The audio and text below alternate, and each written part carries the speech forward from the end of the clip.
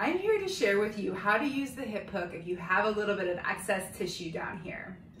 The best way to do that is to find a wall that has a corner that you can put your body through. A doorway works really great. So I'm going to use this wall in particular, and I chose this one because it has no trim. If it has trim, it's a little harder to do. You can place it on outside the trim, but in this situation, it's ideal. So what you'll do is you'll place the hip hook along the edge so that you have space for your stomach to go into the doorway or alongside the wall. And from this position, you can find your bone on the outside of your pelvis, right here in the front of your pelvis, and place the tip right inside that bone. If you need to move your adipose tissue out of the way, you can push it this way, and then you can find where that spot is. So here I just kind of found the inside of that pelvic bone. And I'm just letting my adipose tissue kind of fall forward in through the doorway and using my hand to kind of move it out of the way. So from this position, I can move my feet backwards slightly, which will put more pressure onto the hip. So the closer your feet are to the wall, the less pressure there'll be on the tool. The further apart further away from the wall, the more pressure there'll be. I can also let my head go through the doorway like this, which will help relax my neck while I'm doing that.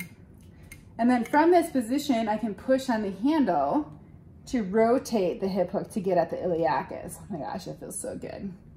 So basically what I'm doing is taking first from this position, this is going directly into my body, and then when I push on the lever, I'm allowing it to rotate around the bone to get to the iliacus. So that's kind of what's happening behind the scenes.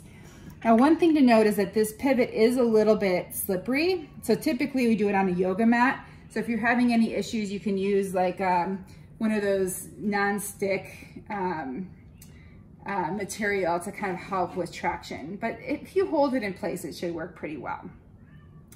So I'm going to demonstrate this on my mom. I've got my mom here to give you a real life example. Come on over, Mom. Okay. So I want you to hold this with your hand and find that pelvic bone and see if you can position it right next to the bone. Okay. Good.